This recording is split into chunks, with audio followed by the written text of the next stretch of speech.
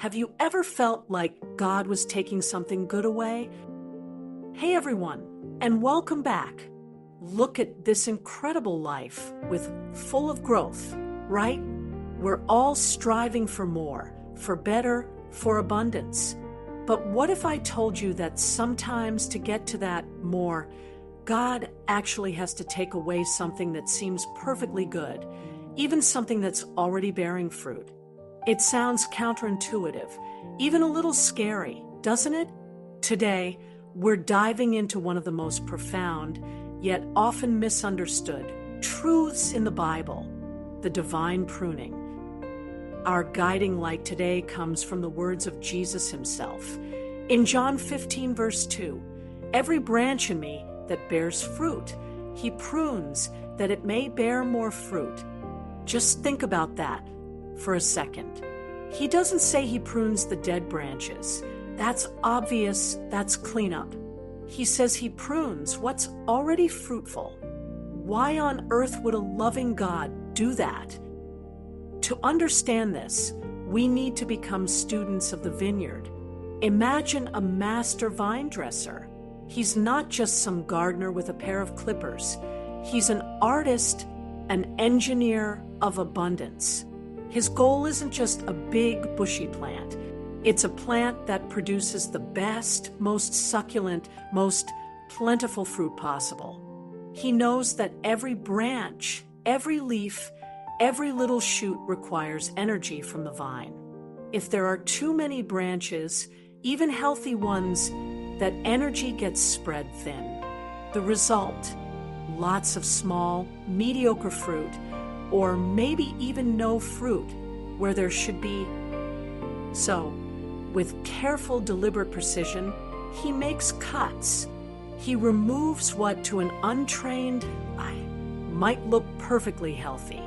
He sacrifices some immediate growth for future, exponentially greater yield. He sees potential that no one else does. God's perspective versus our perspective. And this is where it gets deeply personal for us. God, our Heavenly Father, is the master vine dresser of our lives. He looks at you, at me, and he sees all the incredible fruit you're already bearing, your gifts, your talents, your passions, your relationships, your career successes, your ministries. But he also sees more. He sees the magnificent, God-sized potential within you that is yet to be fully realized. From our limited human perspective, a pruning season feels like anything but a blessing. It feels like loss, like rejection, like a mistake. It feels unfair. When God removes something good, we often immediately jump to conclusions. Am I being punished? Did I do something wrong? Doesn't God want me to be happy? These are natural human reactions. But the vine dresser doesn't prune out of anger. He prunes out of purpose and love. He's not punishing the branch. He's investing in it. He's not removing because you're unworthy. He's removing because you're capable of so much more. He sees the hidden strength, the deeper roots, the sweeter fruit that will emerge once the competing growth is trimmed away. So what does this divine pruning look like in real life? It can take many forms, and often it blindsides us. One, the friendship that ends. Maybe it's a friendship you cherished, a bond that felt solid. Then, for reasons you can't quite grasp, it just fizzles or even breaks painfully. You mourn the loss, but later you realize that friendship, while good, might have been holding you back. Maybe it encouraged habits that didn't serve your growth, or maybe it prevented you from forming connections with people who were truly aligned with your next season. God might be clearing space for deeper, more purpose-driven relationships. 2, the job that disappears. Perhaps you've experienced the shock of a layoff or a career door closing unexpectedly. You had a good job. It paid the bills. It felt stable. But was it truly fulfilling? Was it challenging you to use your unique gifts? Sometimes God allows those doors to close because that good job was actually a good enough job that was preventing you from stepping into the great career you were truly meant for. That painful dismissal might just be the push you need to launch that business, pursue that passion, or find a role that ignites your soul. 3. The dream that dies. This one can be the hardest. You've poured your heart, time, and resources into a dream, a business, a ministry, a creative project, a family aspiration. And then, despite your best efforts, it just doesn't work out. It feels like a death. But could it be that God is redirecting your energy? Could that specific dream, while noble, have been taking you down a path that wasn't ultimately His highest and best for you? He might be freeing you up for an even grander vision, one that perhaps you weren't ready for yet, or one you couldn't see because you were so focused on the one that was just trimmed away. For the relationship that breaks, this is one of the most painful cuts. A romantic relationship, an engagement, even a marriage that ends. It shatters your world, but sometimes God is protecting you from settling for something less than His divine best. He might be safeguarding you from long-term heartache, or perhaps He's using the space to refine you, to prepare you to be the person who can truly thrive in the relationship He has perfectly designed for you. It's a painful path, but often leads to profound healing and a deeper understanding of true love. 5. Comfort zones and complacency. Sometimes the pruning isn't about losing something external, but losing an internal comfort zone. God might allow a situation that forces you to move, to learn a new skill, to step into leadership you never thought you'd take on. It's uncomfortable, it's stretching, but it's how we grow beyond our self-imposed limits. So, when those shears come out, and life feels like it's being cut away, how do we navigate it without falling into despair or bitterness? This is crucial. 1. Acknowledge the pain. First, let's be real. It hurts. It's okay to grieve. It's okay to feel sad, confused, even angry. Don't feel guilty for those emotions. Jesus Himself wept. Acknowledge the loss, process the pain, but don't camp out there permanently. 2. Seek God's perspective. Instead of just asking, why me? Ask God, what are you doing in me? What are you trying to grow? What are you trying to protect me from? What are you preparing me for? Get into His Word. Spend time in prayer.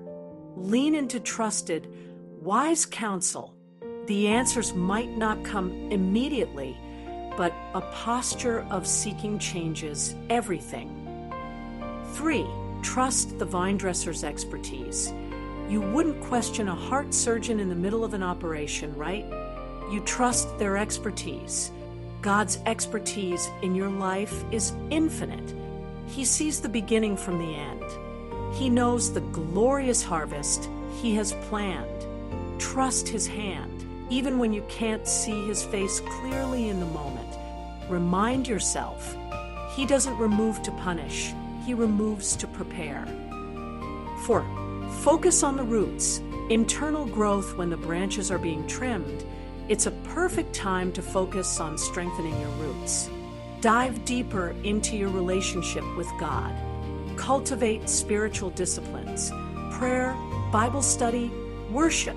Invest in your character, your inner world, because strong roots are what allow for incredibly fruitful branches later on. 5. Stay connected to the vine.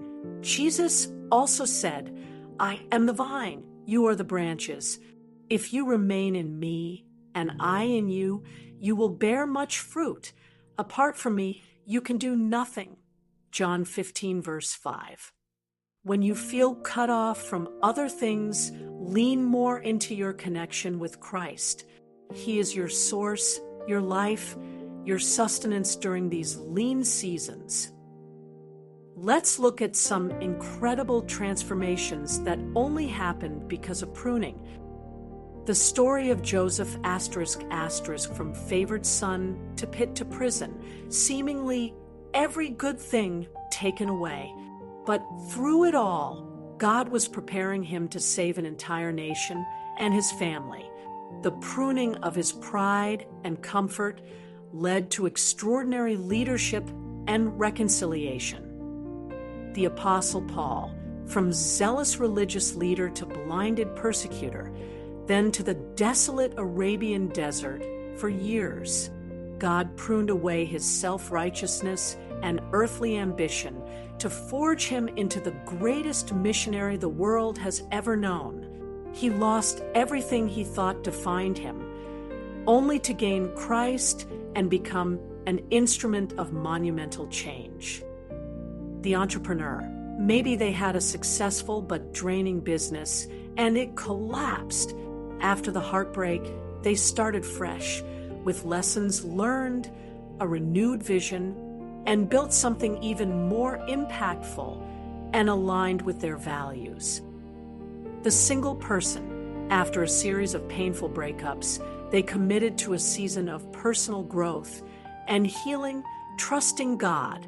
They emerged stronger, more confident, and ready for a truly healthy partnership, which God then brought into their lives. This isn't just about surviving the cut. It's about thriving because of it. The promise of John 15 verse 2 isn't just, you will bear fruit. It's, you will bear more fruit.